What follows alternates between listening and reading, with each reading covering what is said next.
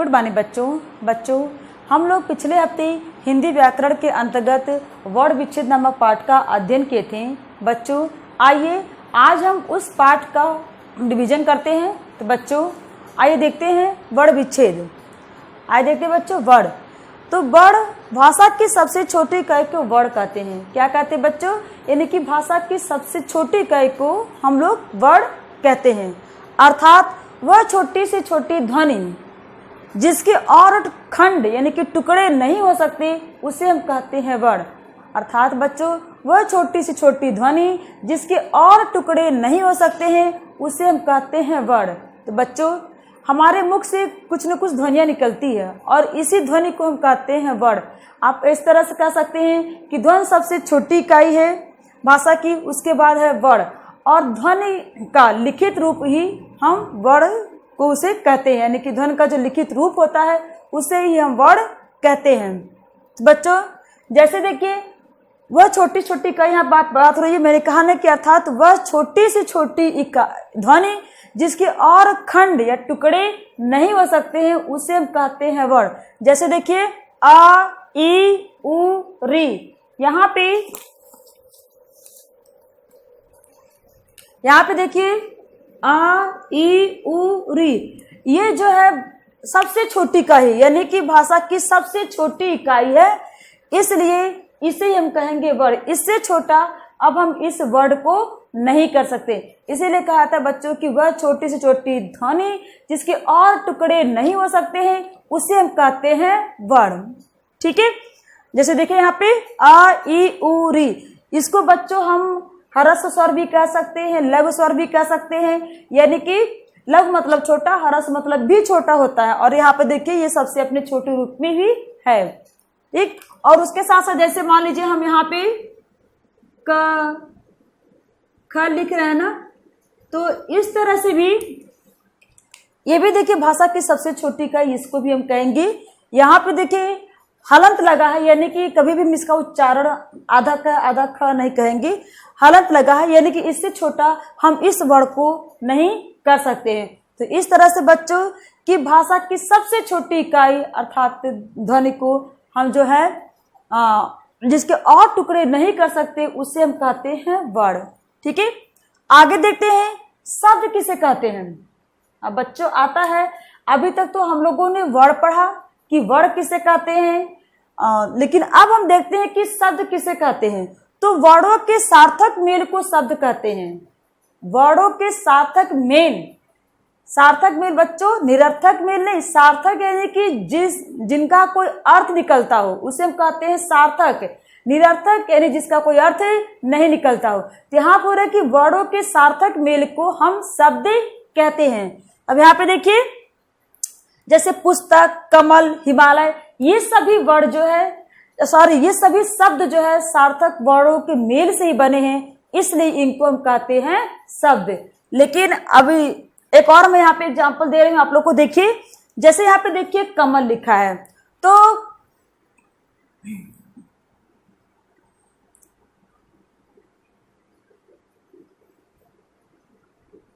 अब यहाँ पे देखिए बच्चों, यहाँ पे कमल लिखा है, तो यहाँ पे देखिए कमल, ये कमल, ये सभी सार्थक वर्ण हैं, इसीलिए ये किसी सार्थक शब्द की रचना कर रहे हैं और कर सकते हैं। क्योंकि अगर हम निरर्थक वर्णों को इसके साथ रखेंगे तो सार्थक शब्द की रचना नहीं हो सकती। यहाँ पे देखिए कमल, ये सभी वर्ण सार्थक हैं और इस तरह से बनता है कमल। यानी कि अब ये कमल जो है, कमल शब्द लेने से हमें किसी न किसी अर्थ का बोध हो रहा है।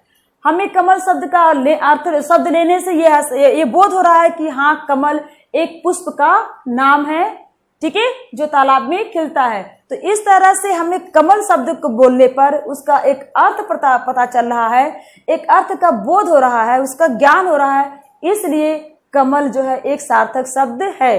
तो उसी को कहा जाता है कि वर्णों के सार्थक मेल को शब्द कहते हैं। दूसरा देखिए कलम, यहाँ पे देखिए कलम, ये भी देखिए सार्थक वर्ण है और इसीलिए सार्थक शब्द की रचना हो रही है। कलम, सभी वर्ड सार्थक हैं और इसलिए सार्थक शब्द की रचना हुई। कलम यानी कि जिससे हम लिखते हैं, एक तरह से कह सकते उसको कलम बोले हैं, यानी कि इसका बोध हो रहा है कि हाँ कलम एक लिखने की वस्तु को कहते हैं। इस तरह से कलम भी एक सार्थक शब्द है। आगे देखते बच्चों, मकल, यहाँ पे देखिए मकल, मकल बना, देखिए मकल। लेकिन यहाँ पे मकल मतलब क्या होता है हमें नहीं पता, ना तो किसी डिक्शनरी में लिखा है। आप कहीं इसका अर्थ खोजने की कोशिश करिएगा तो मकल का कोई अर्थ नहीं निकलता। क्यों नहीं निकलता? क्योंकि ये सार्थक वर्ड नहीं है, ये सारे वर्ड निरर्थक हैं। यानी कि इनसे अगर अकेले अकेले देखा जाए यहाँ पे मकल, तो यहाँ पे इनका कोई अर्थ नहीं निकलता है। इसीलिए जब इनका इन वर्डों का कोई सार्थक वर्ड नहीं है तो सार्थक शब्द की रचना भी इनसे नहीं हो सकती। उसी तरह से कि यहाँ पे मकल यानी कि मकल क्या है, इसका कोई अर्थ नहीं, इसके मतलब इसको बोलने से किसी अर्थ का बोध नहीं होता है, और किसी आप डिक्शनरी में भी इस शब्द का अर्थ नहीं मिलेगा। इसलिए बच्चों यह एक निरर्थक शब्द है, क्योंकि इनके वर्ड भी सार्थक नहीं है।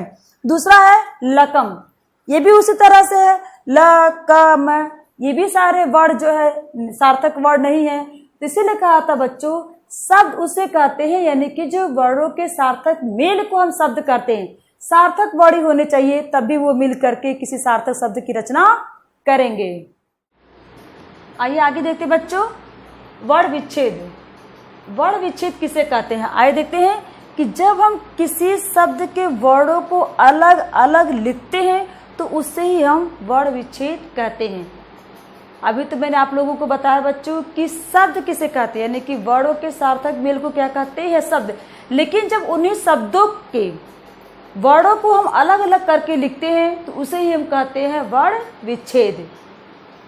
क्या कहते हैं बच्चों?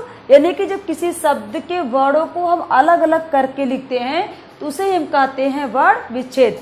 जैसे देखिए यहाँ पे तारा, यहाँ पे एक शब्द है।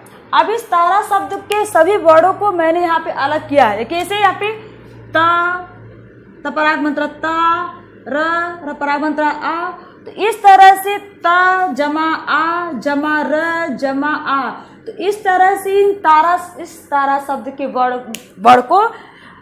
वर्णों को मैंने अलग अलग कर दिया है। अब इससे ही हम कहते हैं वर्ण विच्छेद।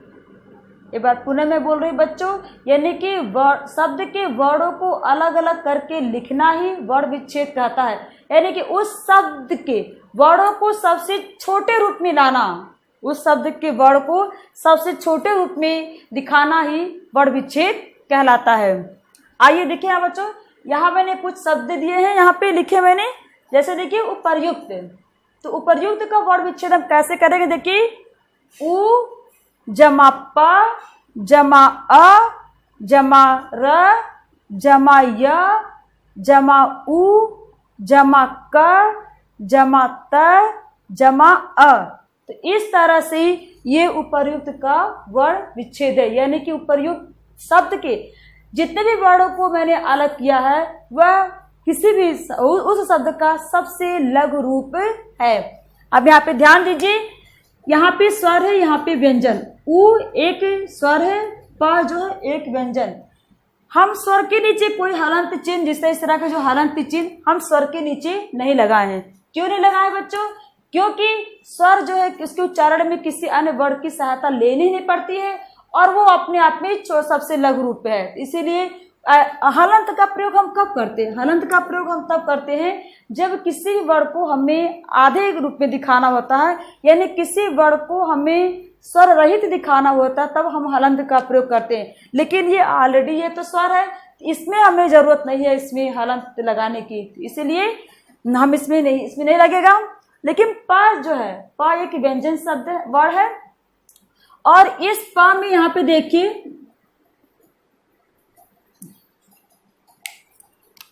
ये प जो है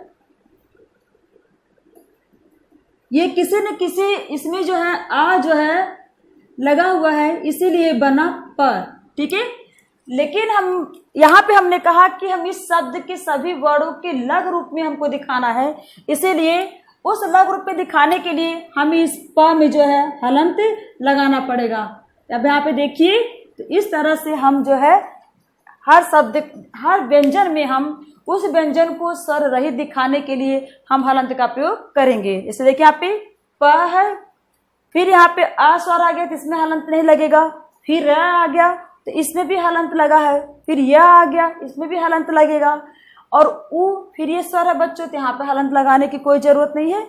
क आ गया, क में फिर हलंत है, फिर त में हलंत है, उसके बाद अ। एक बार ध्यान दीजिएगा इस बच्चों कि जब भी हमें किसी भी सब वर्ण को स्वर रहित करना होगा तो हम वहाँ पे हलंत का प्रयोग करेंगे। और वर्ण विच्छेद करते समय बच्चों एक बात बहुत ही ध्यान देने की जरूरत है, जब भी आप वर्ण विच्छेद करिए तो उस शब्द को अपने मन में धीरे धीरे रिपीट करिए और उसके बाद उस जो उच्चारण आप कर रहे हैं उसके अनुसार आप वर्णों को लिखते जाइए। जैसे अभी मैंने कहा देखिए यहाँ पे उपर्युक्त, यहाँ पे देखिए अभी यहाँ पे कहेंगे कि आप ये र जो लगा है तो यह के बाद इसको होना चाहिए, नहीं ऐसे नहीं करेंगे, आप ऐसे लिखेंगे। देखिए आप उच्चारण करिए मेरे साथ, ऐसे उ प र यू क त, तो इस तरह से बना उपर्युक्त। तो अब यहाँ पे ध्यान दीजिए, देखिए ऐसे हम बोल रहे हैं उ प र यू त, उपर्युक्त। तो उसी के अकॉर्डिंग यानी कि आप जितना ही धीरे धीरे उच्चारण करेंगे आपको आराम से वो शब्द मिलते जाएंगे कि किसके बाद कौन सा शब्द आएगा, इसके बाद कौन सा शब्द आएगा, और इस तरह से आपके वर्ण विच्छेद में कोई गलती नहीं होगी और आसानी से आप वर्ण विच्छेद कर सकते हैं। आइए दूसरा शब्द है, देखिए नक्षत्र। यहाँ पे बच्चों उस दिन मैंने आप लोगों को बताया था कि नक्षत्र यानी कि जहाँ पे संयुक्त व्यंजन आए जिस भी शब्द में, अभी मैंने कहा था कि छत्री वाला छ, त्र, ज्ञ और श, ये चार ऐसे वर्ण हैं जो संयुक्त वर्ण आते होते हैं। संयुक्त वर्ण का मतलब यानी कि जहाँ पे दो वर्णों का मेल हुआ, यानी कि दो व्यंजनों का मेल हुआ हो, उसे हम कहते हैं संयुक्त व्यंजन। तब यहाँ पे देखिए नक्षत्र, यहाँ पे ये दोनों संयुक्त व्यंजन है, तो इसका हम वर्ण विच्छेद कैसे करेंगे, ध्यान दीजिए बच्चों। यहाँ पे देखिए न पहले लिखेंगे, इस न में से हम स्वर निकालेंगे, स्वर निकालेंगे, आ निकाल दिया मैंने तो यहाँ पे ये हलंत हो गया, ठीक है। अब ये बात ध्यान दीजिए, कभी भी अगर वर्ण विच्छेद करते समय आपने किसी भी व्यंजन को उससे को स्वर रहित किया और उसके नीचे हलंत नहीं लगाया तो आपका वो पूरा वर्ण विच्छेद गलत माना जाएगा। इसलिए बच्चों इस बात का बहुत ध्यान दीजिएगा इस पर कि आप जब भी वर्ण विच्छेद करें तो वर्णों के यानी कि व्यंजन के नीचे जो है हलंत अवश्य लगाएं। यहाँ पे देखिए न है तो न के नीचे मैंने हलंत लगाया है, उसके बाद जो है अ, जब हलंत लगा दी तो यहाँ से अ निकल गया, फिर क, तो क श अ ये तीनों से मिल करके ये बनता है। इसका निर्माण कैसे होता है, इसका निर्माण बच्चों ये क दो व्यंजनों से मिल करके बनता है, क श अ। यहाँ पे देखिए ये छत्री वाला छ जो है दो व्यंजनों से मिल करके बनता है, यहाँ पे देखिए दो व्यंजन हो गए, उसके बाद अ है, फिर त्र जो है ये भी दो व्यंजनों से मिल करके बनता है,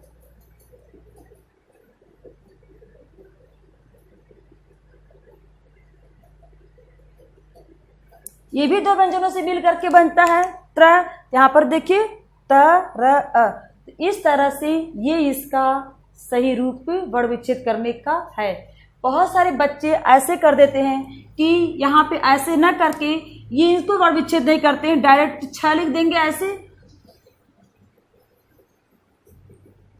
डायरेक्ट ऐसे छ लिख देंगे और इसके नीचे हलंत लगा करके आ कर देंगे और इस तरह से बोल देंगे कि हाँ इसका वर्ण विच्छेद हो गया। तो बच्चों ये बेटा बिल्कुल ये गलत है।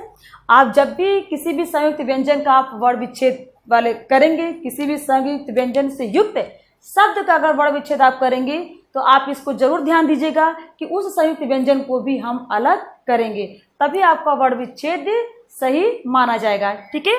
आगे देखते हैं सौहार्द। यहाँ पे देखिए बच्चों सौहार्द में कैसे हम किसका वर्ण विच्छेद करते हैं। यहाँ पे देखिए स हो गया, फिर अ की मात्रा उसमें से जो अ निकाल देंगे, हम स्वर अ निकाल देंगे, फिर है हा के नीचे हलंत लगाया, फिर इसमें से आ निकाल दिया, फिर रह चुकी आधा रही है स्वर रही, तो यहाँ पे देखिए ऑलरेडी उसकी मैंने हलंत लगा दिया है, फिर द में से मैंने स्वर निकाल दिया तो अ हो गया। तो इस तरह से बच्चों हो गया सौहार्द, इसका वर्ण विच्छेद हो गया।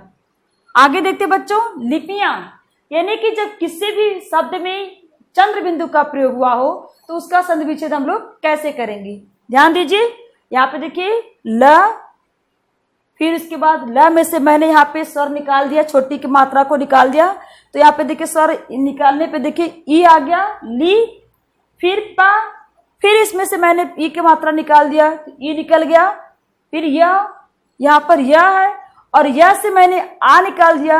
आ के बाद यह की यहाँ पे देखिए, यहाँ पे या है ना, और या के ऊपर यहाँ पे चंद्र बिंदु है। तो अब जो है पहले हम यह निकालेंगे, फिर उसमें से मात्रा निकालेंगे, फिर उसमें से हम चंद्र बिंदु निकाल करके इस तरह से लिखेंगे। तो इस तरह से लिपियां, ये शब्द जो है इस तरह से सही विच्छेद इसका यही होगा। तो बच्चों हमेशा इस बात का ध्यान रखिएगा कि आप उच्चारण करते समय किसी भी शब्द का धीरे धीरे उच्चारण करिएगा, और जो जो शब्द वर्ण आएंगे एक के बाद एक उसको रखते जाइएगा, मतलब लिखते जाएगा। तो इस तरह से आपका वर्ण विच्छेद हमेशा सही होगा। जैसे यहाँ पे देखिए मैंने लिखा है कि ल, फिर ई की मात्रा, प, फिर ई की मात्रा, फिर जमा य, फिर या में से मैंने आ निकाला, उसके बाद से मैंने चंद्र बिंदु निकाल दिया। तो इस तरह से ये लिपिया का वर्ण विच्छेद हो गया।